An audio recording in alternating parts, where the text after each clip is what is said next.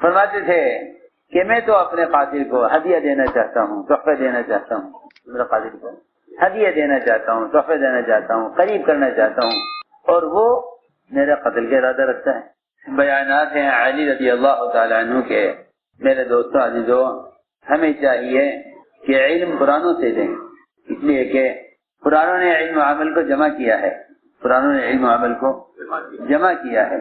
اور قرآنوں نے وہ علم حاصل کیا ہے جو علم عمل کے لیے مقصود اور مطلوب ہے۔ نئے لوگوں نے زوائد کو زیادہ محفوظ کیا ہے، نئے لوگوں نے زوائد کو زیادہ محفوظ کیا ہے۔ حضور اکرم صلی اللہ علیہ وسلم اور آپ کے صحابہ کے کلمات جامع ہوتے تھے، وہ اتنا بولتے تھے جتنا عمل سے متعلق ہے، اور اس زمانے میں لوگ بولنے ہی کو عمل سمجھتے ہیں، لوگ بولنے ہی کو عمل سمجھتے ہیں، لوگ بولنے ہی کو عمل سمجھتے ہیں، حالانکہ بولنے کا پورے دن میں اتنا درجہ ہے جتنا زبان کا پورے جسم میں درجہ ہے۔ اپنے حجم کے اعتبار سے زبان جتنی چھوٹی ہے بس اتنا ہی درجہ کلام کا دین میں ہے۔ تو میں نے عرض کیا کہ ان کے بیانات میں اختصار بھی ہے، اور یہ علم اور عمل کو جمع کرنے والے ہیں، اور یہ اتنا ہی علم حاصل کرتے تھے اور اتنا علم دوسروں کو پہنچاتے تھے جتنا عمل سے متعلق اور جتنا عمل کے لیے مطلوب ہے۔ بنو تمیم کے ایک شیخ کہتے ہیں کہ علی رضی اللہ عنہ نے بیان فرمایا کہ لوگوں پر وہ زمانہ آنے والا ہے کہ ایک دوسرے کو کاٹ کھانے کو اور ایک دوسرے کو نقصان پہنچانے کو اور ایک دوسرے پر غلبہ حاصل کرنے کو اپنا مقصد بنا لیں گے، اور لوگ اپنے مال کو چھپا کر رکھیں گے تاکہ لوگ مجبور ہو کر مال مہنگا خریدیں۔ یہ زمانے میں خوب ہو رہا ہے، غلے والے غلہ چھپا لیتے ہیں، مارکیٹ میں غلہ نہیں دیتے تاکہ لوگ مال کی قلت کی وجہ سے مہنگا خریدیں، حالانکہ فرمایا کہ انہیں اس کا حکم نہیں دیا گیا تھا کہ وہ ایسا کریں۔ فرمایا لا تنسوا الفضل بینکم، آپس میں ایک دوسرے پر احسان کرنے سے غافل مت ہو۔ کیا مطلب ہے اس کا؟ کہ آپس میں ایک دوسرے پر احسان کرنے سے غافل نہ ہو، یعنی تاجر کو چاہیے کہ مشتری پر، اور مشتری کو چاہیے کہ تاجر کے ساتھ، گاہک کو چاہیے کہ تاجر کے ساتھ، تاجر کو چاہیے کہ گاہک کے ساتھ معاملہ احسان کا کریں۔ فرمایا کہ زور آور لوگ برے لوگ اپنے زور سے غالب آ جائیں گے، اور امت کے بہترین اور سادے لوگ وہ مغلوب ہو جائیں گے۔ امت کے بدترین اور امت کے زور آور لوگ غالب آ جائیں گے، اور امت کے بہترین اور کمزور لوگ مغلوب ہو جائیں گے۔ اور یہ فرمایا کہ زبردستی کی بیع کی جائے گی، زبردستی کے معاملات کیے جائیں گے۔ حالانکہ حضور اکرم صلی اللہ علیہ وسلم نے اس سے روکا ہے کہ کسی کو کسی بیع پر مجبور کیا جائے، اور آپ نے اس سے بھی روکا ہے کہ خرید و فروخت میں دھوکہ دیا جائے، اور آپ صلی اللہ علیہ وسلم نے اس سے بھی روکا ہے کہ پھل کو پکنے سے پہلے بیچا جائے، پھل کو پکنے سے پہلے بیچا جائے۔ ابن حراج کہتے ہیں کہ علی رضی اللہ عنہ سے سنا، انہوں نے حضرت علی بیان فرما رہے تھے کہ فرمایا حضور اکرم صلی اللہ علیہ وسلم نے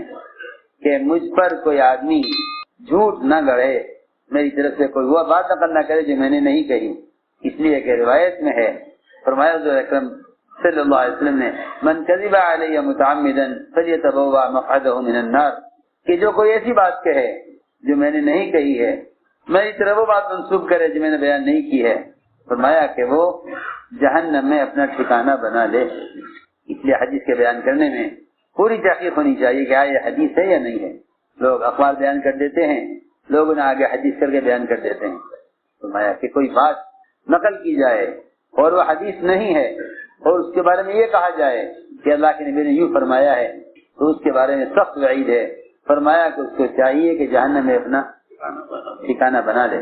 ابو عبد الرحمن سلمی کہتے ہیں کہ علی رضی اللہ عنہ نے بیان فرمایا اے لوگو، اپنے غلاموں پر حد قائم کیا کرو، چاہے وہ غلام زنا کرنے میں شادی شدہ ہوں یا غیر شادی شدہ ہوں، ان پر حد قائم کی جائے۔ اس لیے کہ حضور اکرم صلی اللہ علیہ وسلم کی ایک باندی جس سے زنا کی غلطی ہو گئی تھی، حضور اکرم صلی اللہ علیہ وسلم نے مجھے حکم دیا کہ میں جا کر اس پر حد قائم کروں۔ میں اس پر حد قائم کرنے کے لیے آیا اس کو کوڑے مارنے کے لیے، تو میں نے دیکھا کہ وہ ابھی بچہ جن کر فارغ ہوئی تھی اور نفاس کی حالت میں تھی، بچہ جن کر ابھی فارغ ہوئی تھی. تو مجھے بات کا اندیشہ ہوا کہ اگر میں نے اس کو کوڑے مارے، میں نے اس کو اگر کوڑے مارے تو یہ ابھی بچہ جننے کی وجہ سے کمزور ہے، ایسا نہ ہو کہ یہ مر جائے. چنانچہ میں نے آ کر آپ سے عرض کیا کہ میں نے اس کے مر جانے کے خوف سے اس کو کوڑے نہیں مارے، یعنی حد کو میں نے مؤخر کر دیا. تو آپ نے فرمایا کہ ہاں تم نے اچھا کیا. حضرت صبر کہتے ہیں کہ حضرت یہ بیان فرمایا اور فرمایا اپنے بیان میں قسم الذات عالی کی، جس نے جو دانے کو پھاڑنے والا ہے زمین سے، جو دانے کو پھاڑنے والا ہے، پھاڑ کے درخت اگانے والا ہے اور ہر جان کو پیدا کرنے والا ہے. یہ قسم کھا کر کہا کہ حضرت علی رضی اللہ تعالیٰ نے کہ میرے خون سے میری داڑھی کو ضرور تر کیا جائے گا، ضرور رنگا جائے گا، یعنی مجھے قتل کیا جائے گا. لوگوں نے کہا کہ آپ ہمیں بتلا دیجئے، ہمیں آپ بتلا دیجئے کہ وہ آپ کا قاتل کون ہے، ہمیں بتلا دیجئے آپ کا قاتل کون ہے. فرمایا لوگوں نے کہا خدا کی قسم اگر آپ ہمیں بتا دیں کہ آپ کا قاتل کون ہے، کس قبیلے کا ہے، ہم اس کے پورے قبیلے کو تباہ کر دیں گے، پورے قبیلے کو تباہ کر دیں گے، پورے خاندان کو ختم کر دیں گے. آپ بتا دیجئے کہ کون ہے وہ. حضرت رضی اللہ تعالیٰ اپنے قاتل کو اس طرح پہچانتے تھے جیسا ہم میں سے کوئی آدمی اپنے دوست کو پہچانتا ہوں، اور کہا کرتے تھے کیوں بھائی دیر کر رہا مجھے قتل کرنے میں، اجی میں آپ کو کیوں قتل کرتا، ارے کیوں دیر کر رہا مجھے قتل کرنے. ہم نے قاتل حضرت فرماتے کیوں دیر کر رہا ہے، کیوں دیر کر رہا مجھے قتل کرنے میں. اور اپنے قاتل کو دیکھ کر شعر پڑھا کرتے تھے اريد حباءه ويريد قتلي اعذرك من خليلك من مرادي. یہ شعر رضی اللہ تعالیٰ اپنے قاتل کو دیکھ کر اريد حباءه ويريد قتلي اعذرك من خليلك من مرادي فرماتے تھے کہ میں تو اپنے قاتل کو ہدیہ دینا چاہتا ہوں، تحفہ دینا چاہتا ہوں، میرے قاتل کو ہدیہ دینا چاہتا ہوں، تحفہ دینا چاہتا ہوں، قریب کرنا چاہتا ہوں، اور وہ میرے قتل کا ارادہ رکھتا ہے. قاتل کو دیکھ کر کہا اپنے قاتل کو دیکھ اريد حباءه ويريد قتلي کہ میں تو اس کو ہدیہ اور تحفے دینا چاہتا ہوں اور یہ مجھے قتل کرنا چاہتا ہے. اور مجھے معلوم ہے کہ یہ کس قبیلے، کس خاندان، کس گھر سے ہے، میں اس کے حسب نسب سے پوری طرح واقف ہوں. لوگوں نے کہا بتا دیجئے کون ہے. خدا کی قسم ہم اس کے پورے خاندان کو تباہ کر دیں گے. فرمایا میں تمہیں اللہ کا واسطہ دے کر کہتا ہوں کہ اگر قتل کرنا ہے تو صرف میرے قاتل کو قتل کیا جائے گا قصاصاً، اور اس کے علاوہ کسی ایک کو جو قتل نہیں کیا جائے گا. فرمایا جب آپ کو معلوم ہے کہ آپ کو قتل کیا جائے گا تو آپ خلیفہ بنا دیجئے کسی کو. فرمایا نہیں، خدا کی قسم.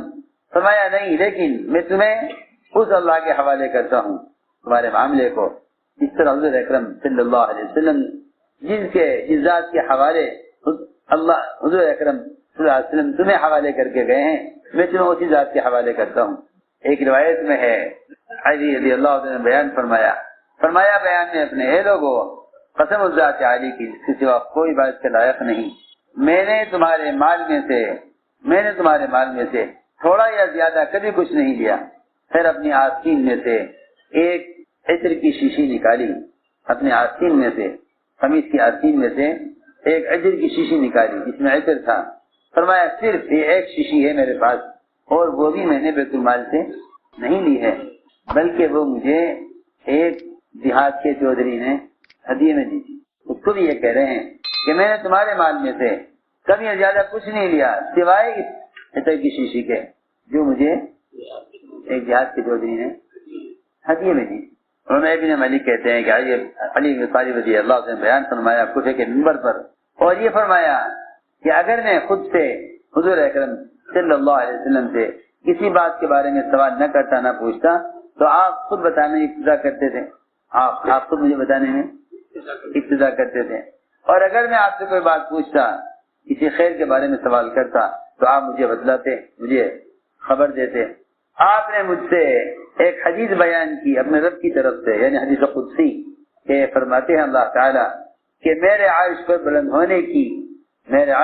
ہونے کی قسم، کسی بستی والے یا کسی ایک خاندان، ایک گھر والے